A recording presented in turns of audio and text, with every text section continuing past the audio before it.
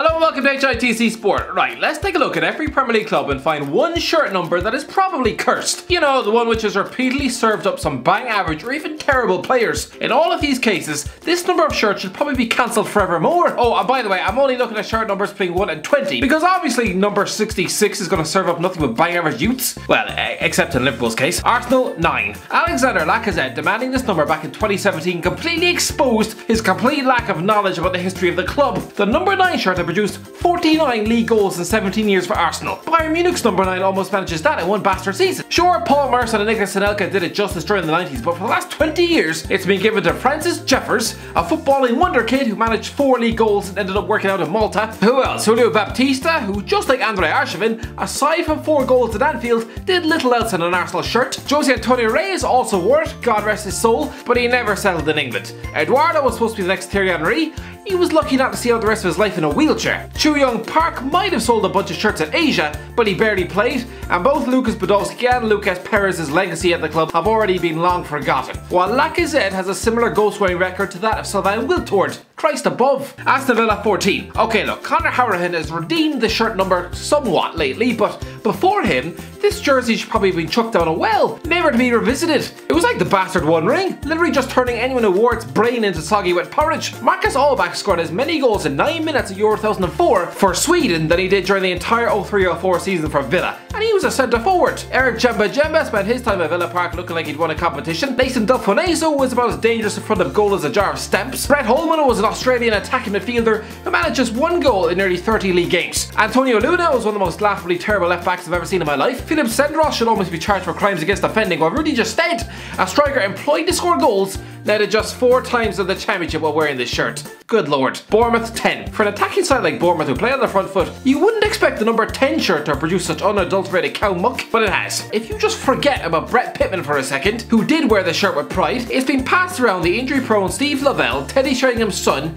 and in the Premier League, Max Gradel, a winger who managed 2 goals in nearly 30 games, and since 2018 has been inherited by Jordan Ibe. £15 million chucked down the well. 3 league goals in nearly 80 games for the club. Do yourselves a favour, Bournemouth. Retire the shirt number now before you go and ruin the next big British talent. Christ, they're gonna sign Billy Gilmore and give it to him, aren't they? Brighton 16. Listen, 16 isn't exactly an iconic number, so this is always gonna happen. Listen, I know Alireza Jahanbakhsh currently wears it, and he is the club's most talented footballer, but he did spend a year out with injury. Before him, Leonardo Ulloa was just some pointless loan deal scoring once in 10 games with this number chucked on the back. Before him, Danish goalie Kasper Ankergen had it for 7 years, and he was mostly picking his toenails on the bench. Burnley 15. Let's put it this way, if I was a new Burnley player, I would rather go out on the pitch wearing a heavy school bag and boots made of chocolate than the number 15 shirt. I'd have more of a chance to succeed. This is clearly the number the Burnley owners decided someone they have absolutely no use for. The proud inhibitor of it right now is Bailey Peacock Farrell, the 4th choice goalie. Before him was a 38-year-old Peter Crouch, who was just chucked on for a corner kick with 3 minutes to go. Before him, Patrick Bamford, when he was into his 3rd consecutive goalless loan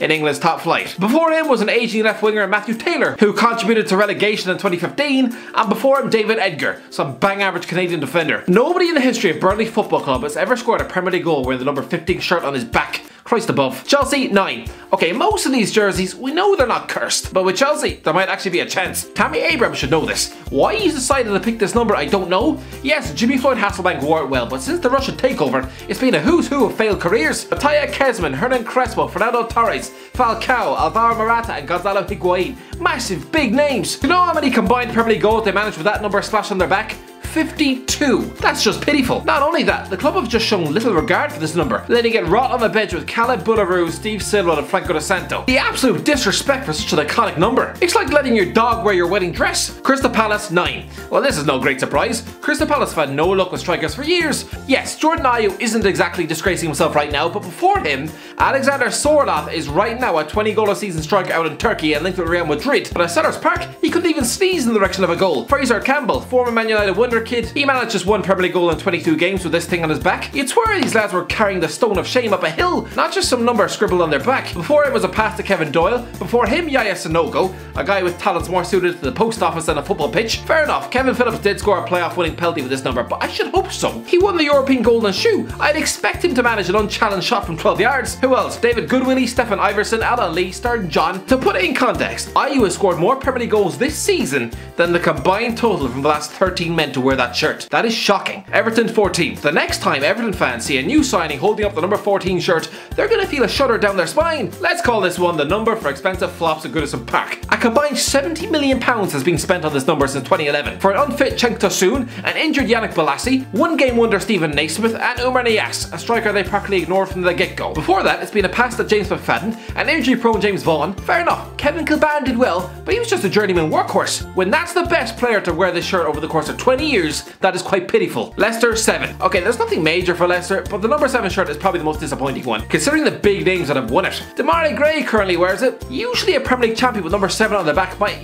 challenge for the golden boot. But this fella has 9 goals, 125 games. I know Balloons would probably have a better strike record than him. Before him was massive flop Ahmed Musa. Alberto Solano was a big name but didn't do much in the Championship. Keith Gillespie, one of the most effective wingers in the 90s, just got relegated with Leicester in 2004. Liverpool 19. Okay, there seems to be a myth that the number 7 shirt is cursed at Anfield. Yeah, there's been some duds, but I think both James Milner and Luis Suarez have exposed that one as complete pig bollocks. Don't blame the inadequacies of Harry Kewell on a shirt number, Christ above. I'll go with number 9. Just ignore the fact that Sadio Mane did wear it for a season when he arrived. Aside from him, oh good Christ. Stephen Cocker and Javier Manquillo are 2 defenders who probably can't believe they were ever signed by this club to begin with. Stuart Downing was a £20 million winger who took 2 years to score a goal. Ryan Babel, winner against Man United aside, was a massive letdown, while Fernando Morientes, arguably the most informed centre forward in Europe at the time, was outshot at Anfield by Neil Mellor. And don't even get me started on Peggy Arfaset. Man City 12. Wow, Man City really do not care for the number 12. They're a bit like that gym fanatic who always neglects leg day. Sooner or later, they're going to end up looking like Johnny Bravo. City, despite all their wealth and resources, have barely given the number 12 shirt a second thought. Over the last 20 years, it's just been given to Nicky Weaver, who spent most of that time stuck on the bench. Then it was handed to Darius Vassell, an England international who scored 6 goals in 35 games with this number on his back. Then Stuart Taylor, a third choice goalie who never played. And then it was Scott Sinclair's turn to further lower the credibility of this number. And then it lay dormant for 4 years before handing it to Angelino, a bald fullback who, let's be honest, is never going to play for the club again. Man United 4. Again lads, number 7 isn't cursed at Man United.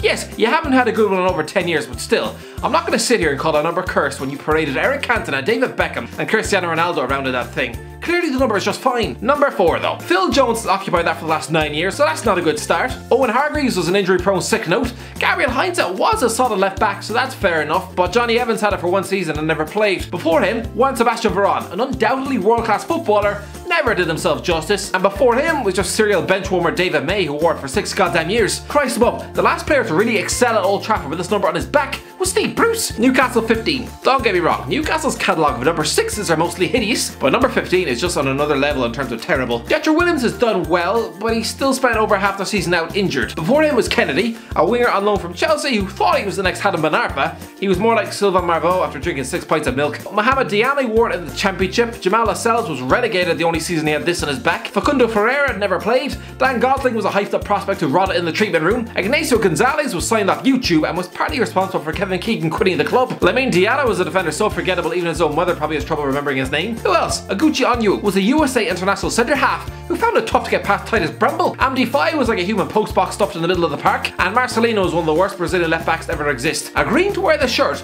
is like agreeing to stay in a hotel room where all the previous inhabitants were murdered in their sleep. You've only got yourself to blame. Norwich 18. Okay, for Norwich, number 18 shirt has not been good to them. Only 9 players have worn it since 1993. Marco Stieperman currently has it. Before him was a pass at Yusuf Malumbu. The year Scottish winger Graham Dorrans won it, they were relegated. Javier Garrido was a left back born with an inability to defend. Nobody has done this shirt justice since Paul McVeigh, and that was over 10 years ago. Sheffield United 14. Yeah, Sheffield United's list of number 14s aren't great. Maybe Ravel Morrison was trying to emulate Thierry Henry when picking this number last year, but he barely played. Ryan Leonard, Reece Brown, Joe Riley, John McGinn's brother, even Dominic Calvert-Lewin, they were just permanent bench warmers at Bramall Lane. Southampton 13. Maybe there's some superstition at Southampton because nobody has worn the unlucky number 13 since Alex McCarthy in 2018. Fullback Danny Fox did alright in League One, but goalkeepers Tommy Forecast and Bartosz Białowski and Mike Taylor, just painfully average. Tottenham 16. Listen, some big names have worn this shirt at Spurs, but it was only after they ditched the number that they came out of their shell. It was only when Kieran Trippier swapped it for number 2, he finally managed to get himself off the bench. Same story with Kyle Walker, who only played 1 game as number 16. Gareth Bale was an injury-prone teenage left-back, only played 8 games in his debut season while wearing this number. It's also been given to 2 other fullbacks named Kyle, Walker Peters and Naughton, who both warmed the bench. Diego Falque was a non-existent centre-forward, while Lee Young-pyo and Paul Konchesky were 2 of the most average left-backs to ever kick a ball. This shirt needs to be chucked in a coffin and buried at sea. Watford 17. Alright, teenage Brazilian striker João Pedro currently wears this one, but for your own sake, request another number. Adalberto Penanda was a Venezuelan forward who had it before him,